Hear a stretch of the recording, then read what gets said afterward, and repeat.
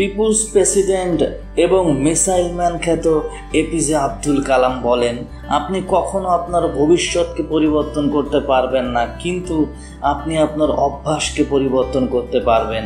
এটা নিশ্চিত, আপনার অভ্যাস আপনার ভবিষ্যৎকে পরিবর্তন করে দিবে। ইন্ডিয়ার 11তম প্রেসিডেন্ট, একাধিক মিসাইল এছাড়া পারমাণবিক অস্ত্রের আবিষ্কারক বিজ্ঞানী এপিজে আব্দুল কালাম। একসময় তিনি পত্রিকা বিক্রি করতেন। বন্ধু, স্বাগত জানাই আপনাকে। আমি আনিস আহমেদ।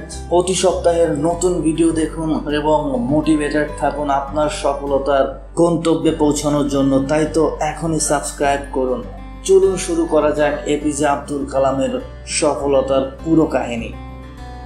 আবুল পাকির জয়নুল আবেদিন আব্দুল কালাম জন্ম 15 অক্টোবর 1931 সালে ইন্ডিয়ার তামিলনাড়ু রাজ্যের রামেশ্বরে। বাবা জয়নুল আবেদিন ছিল একজন মাঝি যে হিন্দু তীর্থযাত্রীদের নদী পারাপার করতেন। কালাম ছিলেন 7 ভাই বোনের মধ্যে সবার ছোট। ছোটবেলা থেকেই কালাম পড়াশোনার উপর খুব মনোযোগী ছিল। তাই তো 10 বছর বয়সেই ভোর 4টের সময় গোসল করে অঙ্কের টিচারের কাছে পড়তে যেতেন এবং টিচার ওই 4 জন স্টুডেন্টকেই ফ্রি পড়াতেন যারা ভোরবেলা গোসল করে পড়তে আসতেন। 5টার সময় পড়া শেষ করে বাড়ি থেকে 3 কিলোমিটার দূরে ধনুষকড়ি রেলওয়ে স্টেশনে গিয়ে পত্রিকা নিয়ে আসতেন এবং ঘুরে ঘুরে সেটা বিক্রি করতেন। সেন্ট জোসেফ কলেজ থেকে 1954 সালে গ্রাজুয়েশন শেষ করে পদার্থবিজ্ঞানে।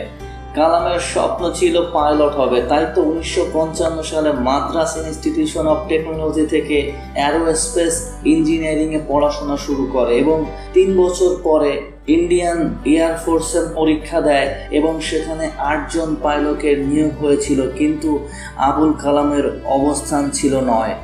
স্বপ্ন পূরণ না হওয়ার কারণে তার স্পিড আরও বেড়ে যায়।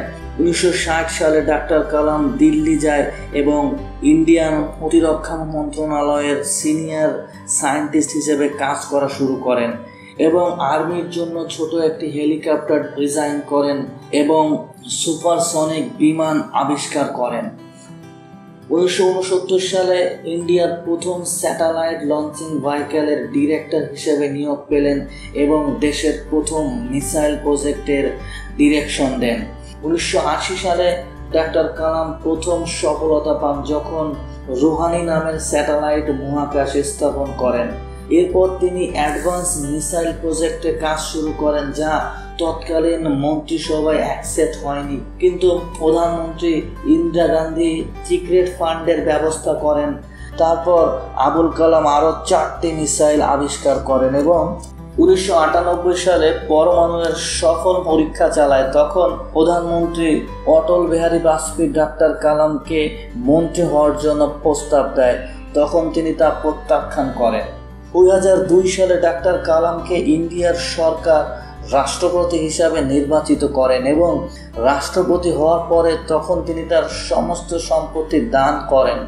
কারণ হিসেবে সে বলেছিলেন যে এখন আমি রাষ্ট্রপতি হয়ে গেছি, আমার দেখাশোনা ইন্ডিয়ান সরকারই করবেন, আমার তাহলে সম্পত্তি দিয়ে কি হবে।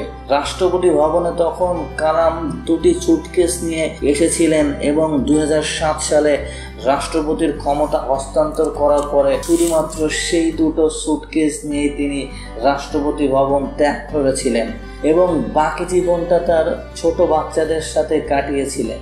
ওই পত্রিকা বিক্রেতার ছেলেটা, যার স্বপ্ন ছিল পাইলট হওয়ার, কিন্তু সে তার কর্মজীবন শেষ করলেন রাষ্ট্রপতি হয়ে। বৃষ্টিতে সমস্ত পাখি বাঁচার জন্য আশ্রয় খোঁজে, কিন্তু বাজ পাখি বৃষ্টি থেকে বাঁচার জন্য মেঘের উপর দিয়ে ওড়ে। ডাক্তার কালামের স্বপ্ন ছিল কিছুটা এরকম। 27 জুলাই 2015 সালে এই মহামানব পৃথিবী ছেড়ে চলে যায়। ডক্টর আবুল কালাম আজাদ বলেন, আপনি নিজেকে যা ভাববেন আপনি তাই হয়ে যাবেন। বন্ধুরা, ভিডিওটি ভালো লাগলে লাইক করবেন এবং শেয়ার করে আমাকে অনুপ্রাণিত করবেন। খোদা হাফেজ।